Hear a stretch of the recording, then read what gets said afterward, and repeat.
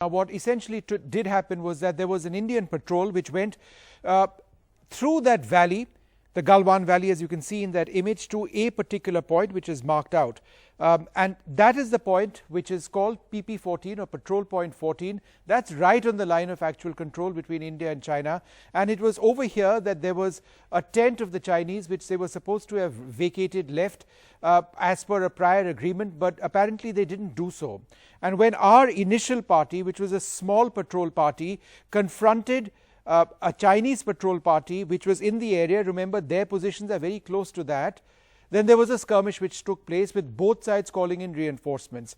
Now this was on the 15th evening, and then the sides, the numbers got huge. In fact, some of the numbers which I have been told are astounding. To say the least, several hundred soldiers on each side, and these were fisticuffs which took place, there was stone pelting which took place, and there were batons which were used by the Chinese, and we had these as well with nails on them. It was absolutely barbaric. Some of our soldiers actually fell into the Galwan River in some of those areas. The Galwan River, even now in the month of June, is extremely cold. It's not very deep. It's about 6 feet deep. But because of the temperatures late at night, hypothermia became a real issue as an additional cause of injuries for our soldiers. The full-fledged evacuation did take place only in the morning, and subsequently on the 16th of June, those soldiers have been removed to Leh and elsewhere as well.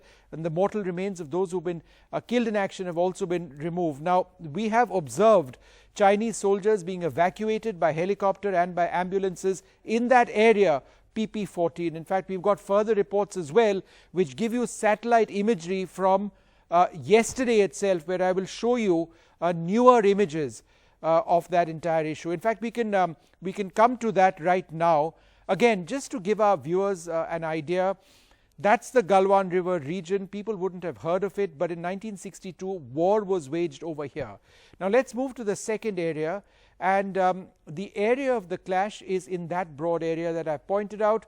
There's a circle over there. It's right on the line of actual control, and the Chinese build up just a kilometer away from it. If this appears slightly unclear, then let's just try and give you the new satellite images which have emerged. But before that, just another angle. You can see the Shok River on the left, the Galwan River meeting it as you go up the Galwan Valley. That's where the clash has taken place. Now come the images. These are images we procured from Digital Planets, which are Planet Labs, which are new images which have actually come in. These were of just yesterday of the Chinese build-up. Now, if we go to the next one, you'll actually see the Chinese vehicles as well in absolute clarity, and you can see those over there. There are dozens of Chinese vehicles. Now, what exactly is this location? Remember the two circles I had showed you earlier on, just about a kilometer from where the clashes took place. So the Chinese soldiers from this area are likely have surged to that confrontation point and battled Indian soldiers over there. But let's keep looking. Chinese ultimately took away their casualties in ambulances as well. They were heli-lifted away from that area. So these pictures are important because these pictures are just of yesterday. As I mentioned in the start, 1962, there were clashes over here. So the big question over here, why have the Chinese come in? After 1962, they withdrew, and the answer is very simple. It appears at this stage, it's this road. Durbuk in the south, Daulat Beg Oldi in the north, the Galwan River right on the side, and that's the road they didn't want India to access as much as we wanted to, but that road is complete, and that's what they were targeting.